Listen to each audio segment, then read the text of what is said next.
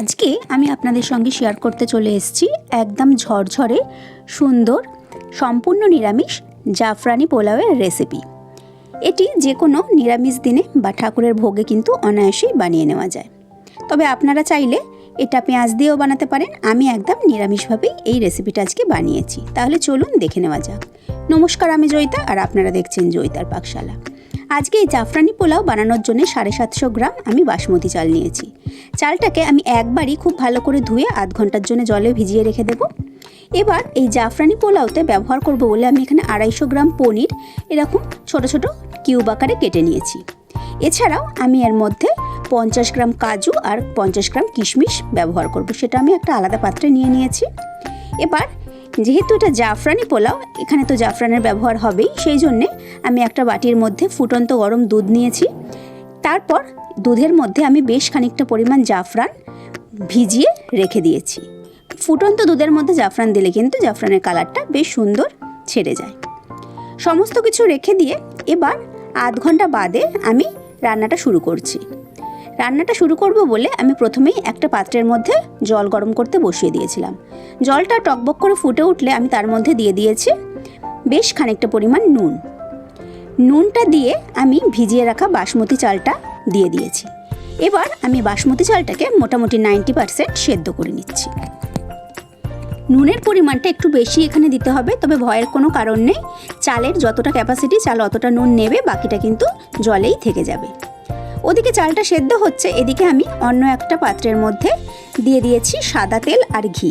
আমি সাদা তেল আর ঘি কিন্তু 1:1 অনুপাতে ব্যবহার করেছি। তেল আর ঘিটা খুব ভালো মতো গরম হয়ে গেলে এবার আমি এর মধ্যে কেটে রাখা পনিরের টুকরোগুলো দিয়ে দিয়েছি। পনিরের টুকরোগুলোকে দিয়ে পনিরের টুকরোগুলোকে একটু লালচে করে আমি ভেজে নিচ্ছি।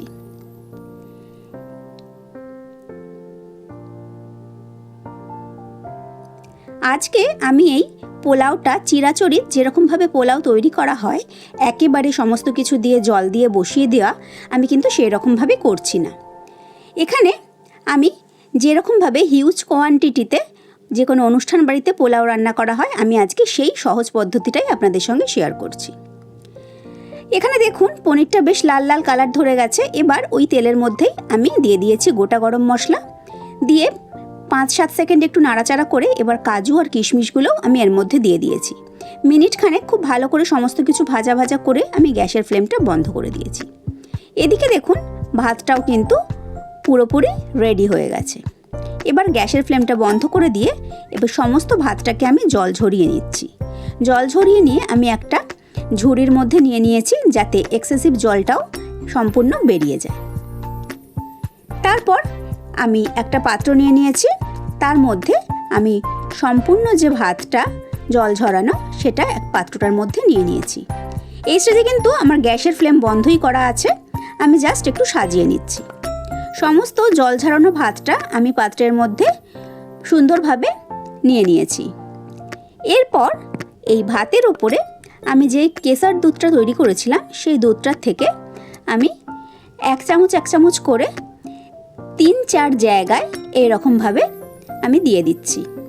আমি কিন্তু আজকে এই জাফরানি পোলাওটা পুরোটাই হলুদ করছি না, একটু সাদা ভাত থাকবে একটু হলুদ ভাত থাকবে এইরকমভাবে করার চেষ্টা করেছি। সেই জন্য কিন্তু আমি এক জায়গায় বা অনেকটা পরিমাণ কেসারের দুধ ব্যবহার করিনি, অল্প অল্প করে করেছি, যাতে এক একটা জায়গা বেশ সুন্দর সাদা আর একটু কিছুটা জায়গা হলুদ এরকম থাকবে। এবার এর ওপরে আমি দিয়ে দিয়েছি পরিমাণ মতো চিনি। মিষ্টি আপনারা যতটা খাবেন মনে করবেন সেই অনুপাতে চিনিটা ব্যবহার করবেন। আমি এখানে এমনি চিনি দিয়েছি, আপনারা কিন্তু চাইলে চিনির গুঁড়ো দিতে পারেন।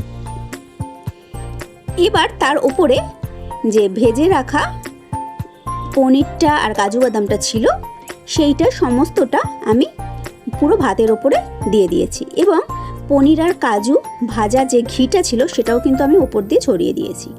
তারপর একটা ঢাকা চাপা দিয়ে আমি 15 মিনিটের জন্য রেখে দিয়েছিলাম। এতে ভাতটা যে আমি 90% করেছিলাম, গরমের ভাপে কিন্তু ভাতটা পুরোপুরি সেদ্ধ হয়ে যাবে, আর যে চিনিটাও আমি দিয়েছিলাম চিনিটাও কিন্তু পুরোপুরি মেল্ট হয়ে যাবে। 15 মিনিট বাদে আমি ঢাকনাটা খুলে নিয়েছি। এবার একটা হাতা বা স্প্যাটুলা দিয়ে আমি সাইড থেকে এইরকমভাবে হালকা হালকা করে তুলে তুলে সমস্ত পোলাওটা আমি মিশিয়ে নিচ্ছি।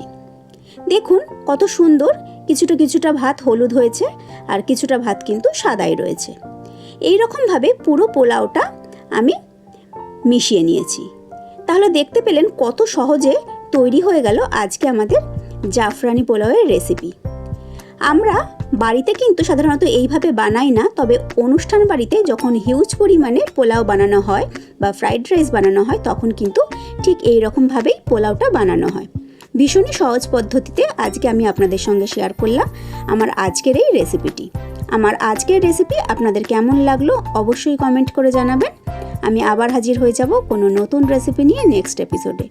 ভালো থাকবেন, সুস্থ থাকবেন। আর আপনারা দেখছিলেন জয়িতার পাকশালা। ধন্যবাদ।